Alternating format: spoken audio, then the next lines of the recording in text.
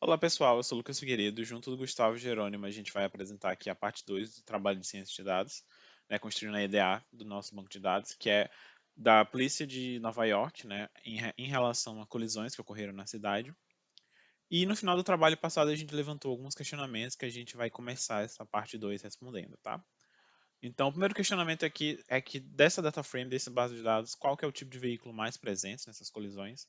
Né? E aqui, por esse gráfico de barras aqui, a gente consegue perceber que há muitos dados sem informações básicas sobre os veículos, né? Colisões sem as informações desse tipo de qual tipo de veículo que é. No entanto, a gente consegue perceber aqui que o sedã, né, está no topo. Mas aí faltam muitas informações, né? Então esses dados acabam não sendo tão confiáveis para tirar grandes conclusões, né, a respeito disso. E aqui a gente tem um táxi, né, como aparentemente veículos não estão presentes, né, nessas colisões. Na segundo questionamento aqui é qual a quantidade de veículos, né, envolvida é mais comum, porque a gente tem até 5 veículos, contribuição de até 5 veículos, né, na base de dados. E analisando essas informações, deu para perceber que, e tirando, né, os casos de que não tem informação ou não foi especificado, né, para não contar eles de forma incorreta no gráfico, a gente percebe que a maioria das colisões são de 3 a 5 veículos, né, envolvidos e notificados. Né? Então, é um valor bem alto aqui, principalmente o de 4 aqui, né, 4 a 5. Tem valores bem altos aqui de registros. Em relação aos bairros, né, mais comuns nesses acidentes, né, nessas colisões, a gente tem aqui o no information mais uma vez muito alto. Isso aqui pode ser um indício de que as pessoas da cidade de Nova York precisem, né, ter aí uma melhoria, né, na coleta dessas informações, né, dos policiais, para que esses valores sejam mais confiáveis. No entanto, a gente consegue ver aqui alguns bairros bem populosos, né, bem famosos de Nova York, como Brooklyn, Queens e Manhattan, né, no topo aqui de registros de colisões, o que é esperado em relação ao fluxo, né, de carros bem alto nessas regiões. Então, aqui falando sobre os cenários, né, em que há mais pessoas feridas ou mortas, a gente pega aqui um heat map, uma matriz de correlação, para conseguir fazer essas análises, né? Chegando aqui na linha de pessoas machucadas, a gente percebe que tem três tópicos aqui que estão bem relacionados com isso, né? Principalmente aqui, em primeiro lugar, o número de motoristas machucados. Em seguida, a gente tem o número de pedestres machucados. E em terceiro lugar, aqui, ciclistas machucados. Né? Então, dá para perceber que, na maioria dos casos, né, há uma maior relação de pessoas machucadas com os motoristas envolvidos, né, no acidente, na colisão. O próximo passo aqui, a próxima questão é se há mais ciclistas feridos ou pedestres. Aqui, usando um gráfico de barras, né, a gente consegue ver que há mais pedestres, né, normalmente vinculados a acidentes, porém ainda dá um valor bem alto ainda de ciclistas, né, ligados a colisões. Né. Então, talvez seja interessante, né, usar esses dados para fazer talvez campanhas de educação, né, dentro da cidade de Nova York, etc. Agora analisando se será que os cruzamentos são os locais mais comuns, né, de acidentes, e esse gráfico de pizza aqui bom, né, que para representar percentuais, dá para perceber que sim, né, mais de 60%, né, de colisões acontecem em cruzamentos. Então talvez sejam pontos estratégicos, né, para controle de fluxo dos policiais, né, do trânsito.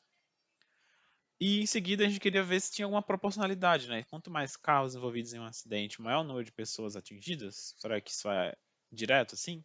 E esse gráfico aqui indica que há um certo grau de sim, de proporcionalidade, né? Então, quanto maior o número de veículos envolvidos, normalmente vai ser o maior número de vítimas, né?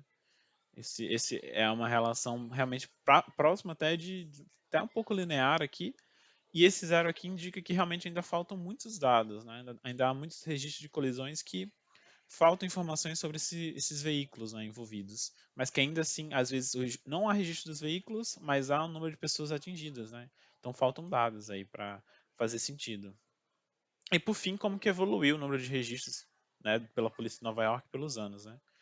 E com isso a gente percebe que há um aumento, né, a partir de 2013, provavelmente de notificação, né, de registro desses valores, né, dessas informações. E aqui a gente tem uma grande queda nesses 3 anos, principalmente por causa da pandemia. Em 2022 aqui está inclusive um decréscimo, mesmo sendo próximo aí do fim da pandemia, né, que acabou em 2023.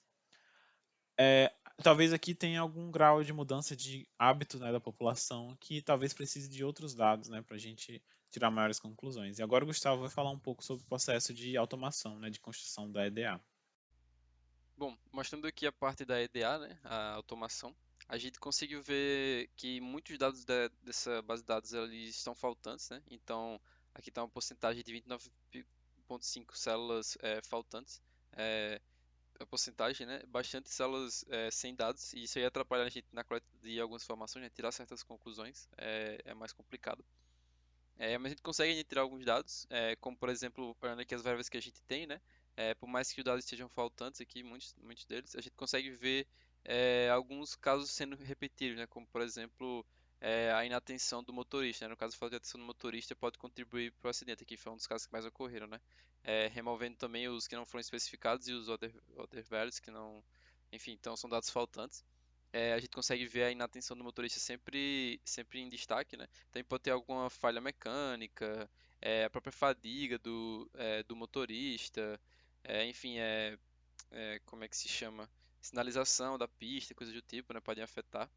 E aqui a gente consegue ter essas informações. Também o tipo do veículo, a gente vê que os sedã foram os mais que estavam presentes nesses acidentes, né? E a gente viu também que o táxi, por incrível que pareça, foi um dos que menos teve acidente aqui, né? Então, pelo que a gente tem agora, a gente poderia ter a conclusão de que os táxis não participaram tanto desses acidentes, né? Em comparação com o total.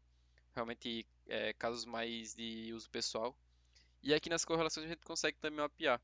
A gente vê também os motoristas machucados com o número da colisão, né? A gente consegue ver que os casos são bem mais baixos, né? Assim como o motorista, como pedestre, desculpa, e como motorista, e mortes também. São bem mais baixos os valores, né? E aqui a gente consegue ter a correlação desses dados, mapeando, por exemplo, o ciclista que foi machucado com o tipo do veículo e a causa do acidente, né? Para ter uma noção maior do que aconteceu.